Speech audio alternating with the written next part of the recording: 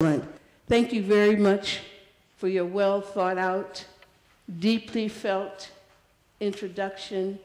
And I would like to think that your introduction of me is not an introduction of the lone individual called Ruby Sales. It's an introduction of the African American community that was a long train running towards activism, leadership, and student development for more than 400 years. Thank you. I also would like to thank Hesaba for envisioning this event and bringing each of you to this important collective space at the University of Virginia and the state of Virginia. We've come together, I think, from my perspective, and I'd like for you to share yours with me. This is not a lecture, this is an engagement. So I have some questions that I'm going to ask you as we move forward in this collective project to unfold the meaning of struggle in the African American community, especially in the South.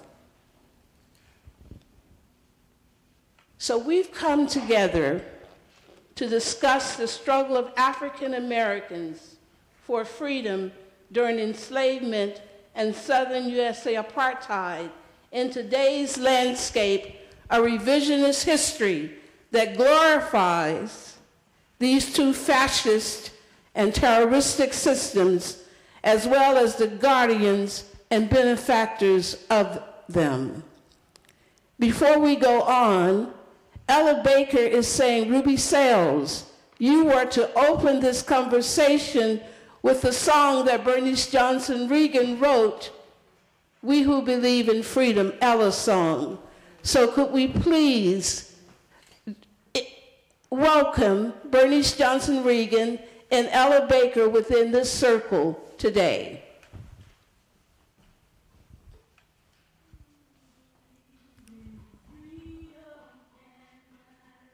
We who believe in freedom cannot rest.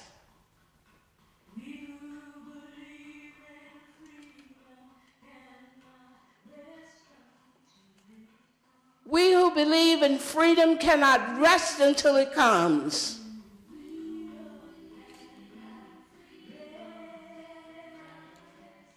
We who believe in freedom cannot rest.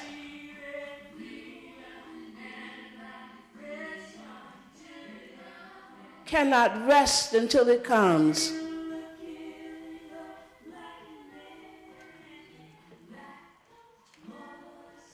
Until the killing of black men, black mothers' sons is as important as the killing of white men, white mothers' sons.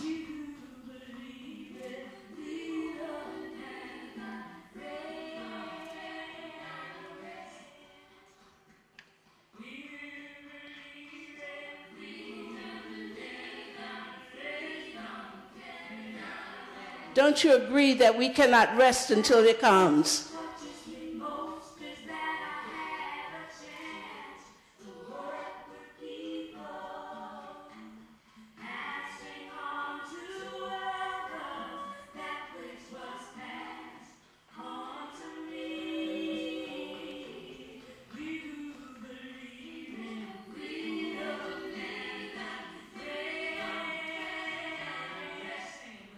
Sing it with her.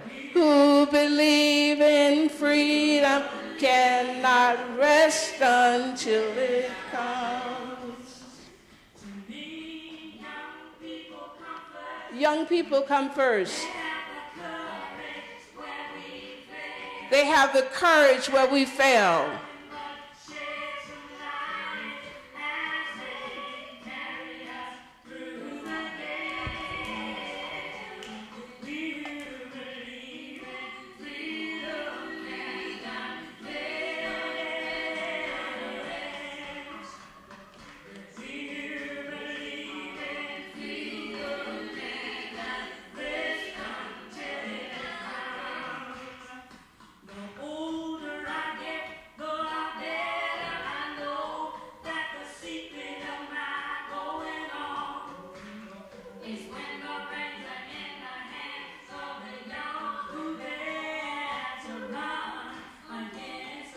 dare to run against the storm, not conform.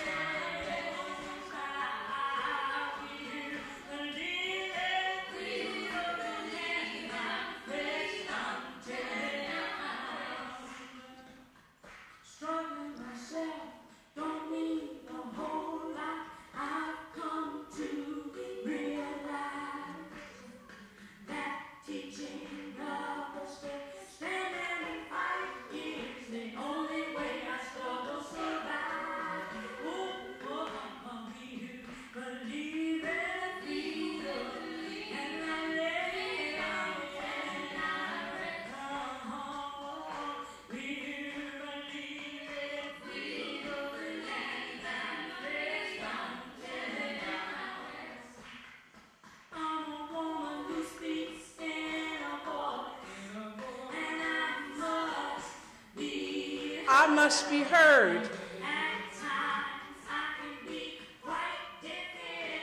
At times I can be quite difficult because I bow to no man's word.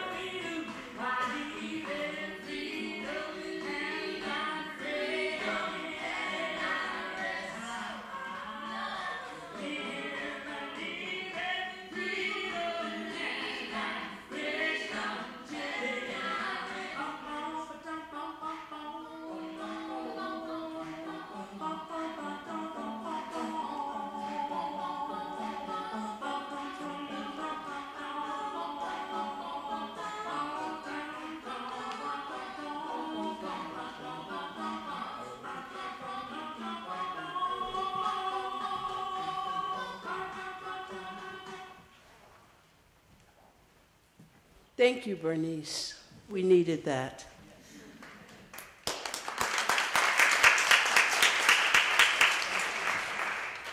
How many of you this morning are willing to step out from a safety zone and say, we who believe in freedom cannot rest until it comes? This is an important question to ask in today's world where freedom is no longer seen as an important journey, but rather we see education not in terms of liberation, but we see education in terms of maintaining the status quo, promoting materialism, and entrenching oppression both at home and around the globe. Ella Baker saw it very differently, and she came from a community that saw education very differently. Just some months after emancipation, a group of African American men met in Selma, Alabama, at a convention where they resolved to use their utmost endeavor to educate young people for the advancement of the race and the preservation of their rights and liberties. These ex-enslaved men had a vision that was over and against the Confederate vision that had existed for more than 400 years in the South. They had a vision, as Ralph Ellison points out, that said that they were not merely the handicrafts of white men, but they would take what they were facing and make something out of it for themselves. A counterculture. The South is rich and deep with a counterculture. And the best, some people say that the best expression of that counterculture can be found in the black church. Well, I think that's a little misogynist. I think that the best expression of that counterculture can be seen in education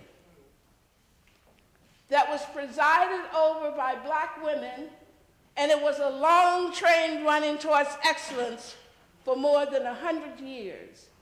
That out of the plantation system that white men sought to create within an educational culture for African American people in the South, black people were able to build out of inadequate materials second-class schools, not in terms of learning, but in terms of appropriations and other things.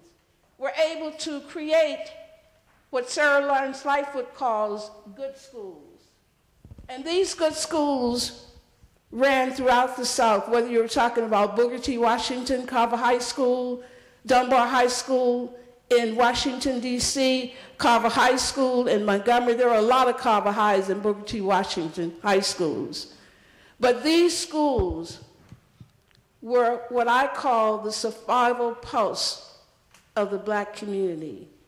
And it was a space where everyone had a role to play in pushing forward the collective agenda of African American people.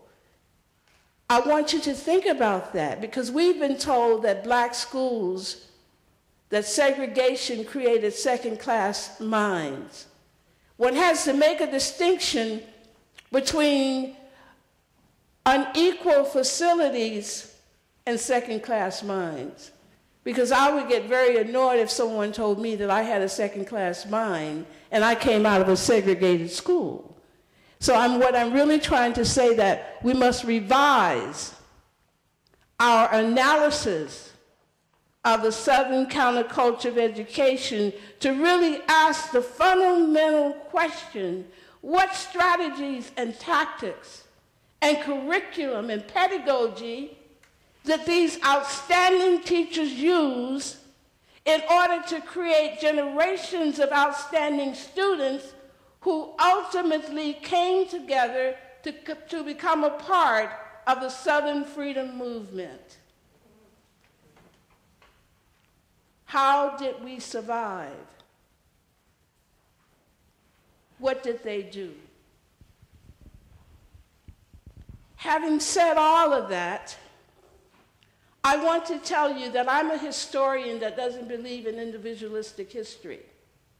I believe in contextualizing history, and that individuals tell us a lot about communities, and communities tell us a lot about individuals.